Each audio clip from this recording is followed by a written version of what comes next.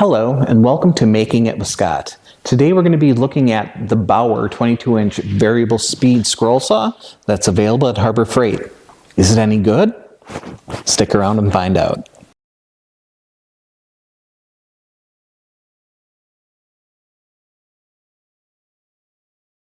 Welcome back.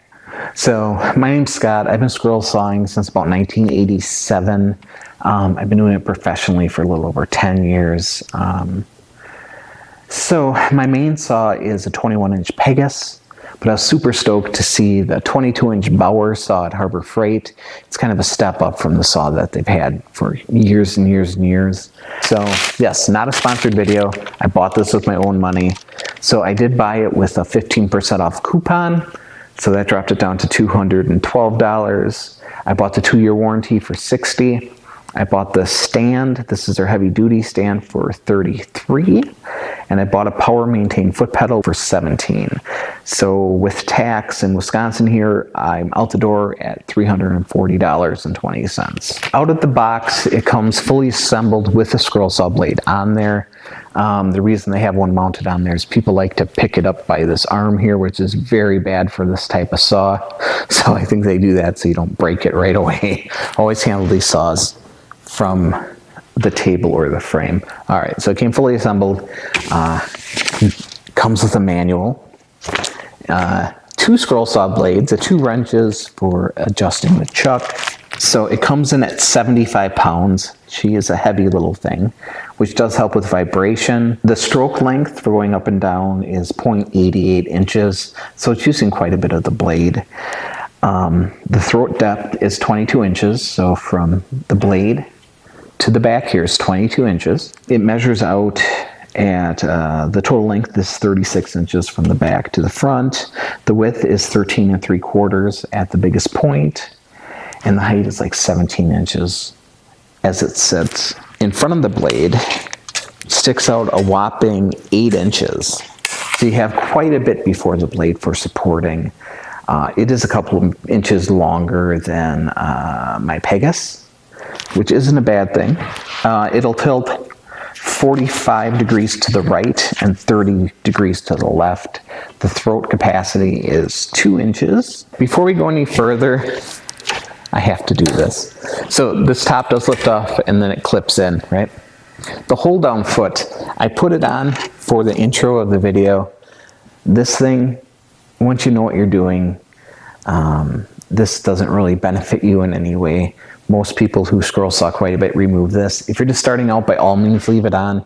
For me, I'm taking it off. So I showed you that it lifts up and clips, and then there's a ring that you pull in the back and it'll release the tension and it will come down. When you're sitting down, 22 inches is quite a ways to be leaning back to lower it.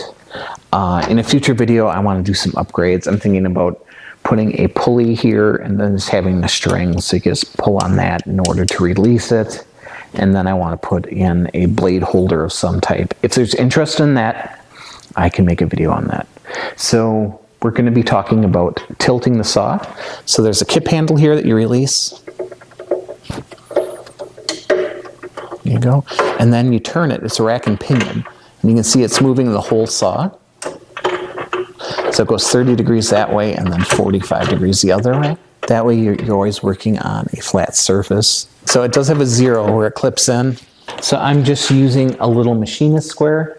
Let's go over the controls. I forgot to mention the speed. The slowest speed is 360 strokes per minute, and the maximum is 1600. I have wooden floor here and a basement, and there's not a lot of vibration in this saw. Normally I run it at around 7, right around there. A little vibration on the video. If I turn it all the way up, yeah. So let's not turn it all the way up. So the tensioning is done by this cam here. You open it up, it takes the tension off.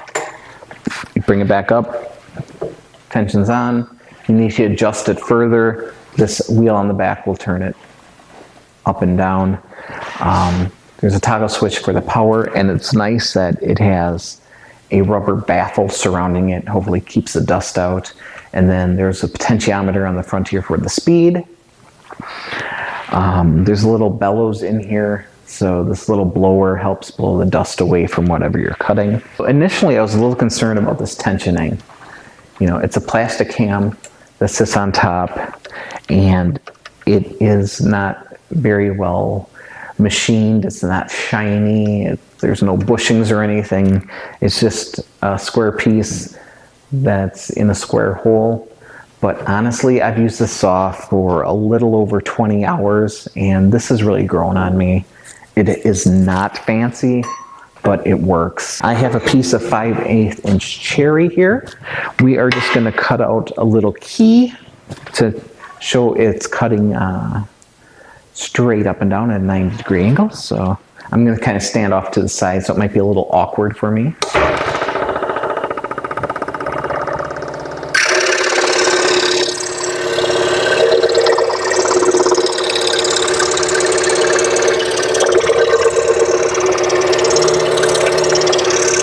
So basically I'm just making a little jigsaw piece. Doesn't have to be anything fancy.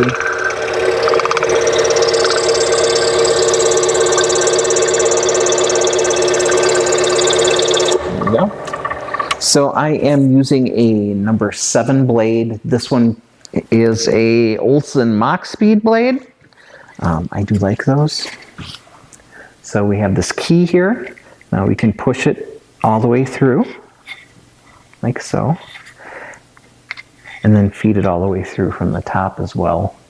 So we know we're cutting straight up and down. All right, guys, pros and cons. As far as the cons go, I'm not a big fan of this pin in the back. You don't have to use it. You have to come back and pull this pin. It's almost 3 feet by the time you take the whole table into account. We'll play around with doing something to make that a little bit easier.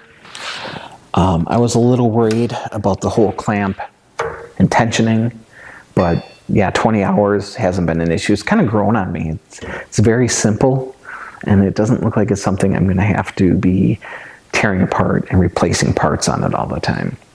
So as far as the price goes, very competitive, very, very low. I did some searching on the internet. With paper, I'm high tech. So this one's $250. Buck Tools, it looks like they're coming out of the same factory. They're just rebranding them.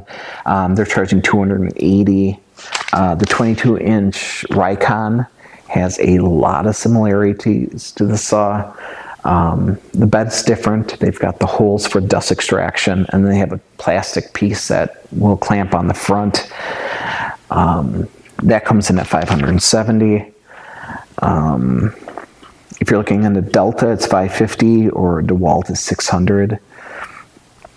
The Wen, which is a double parallel arm, kind of similar to this, but definitely not coming out of the same factory. You know, it's definitely a little bit different. That comes in at $370. The biggest I have is around $1,000. If you're looking at a Hagner, you're talking about $1,500 starting for a Multimax. The Jet's like $800. So where this falls into, you know, you can get $100 saws, you know, like a little Wen for $100. It's something that the clamp is going to take a while to get used to. This takes plain end blades. A lot of the cheaper ones will take pin blades and plain end, but with the plain end you have to use an adapter, and it takes extra time to move it back and forth. If you're outgrowing a $100 saw, or if you want to start out with something a little bit better, I mean, there you go. $250, it's not bad. Beautiful saw, definitely worth the money. Thank you guys so much for watching. Call to action, you know. If you got this far, you're amazing. Please feel free to subscribe. I am no longer monetized. I took quite a few years off. We're back. The business is doing good. So awesome. Thank you guys.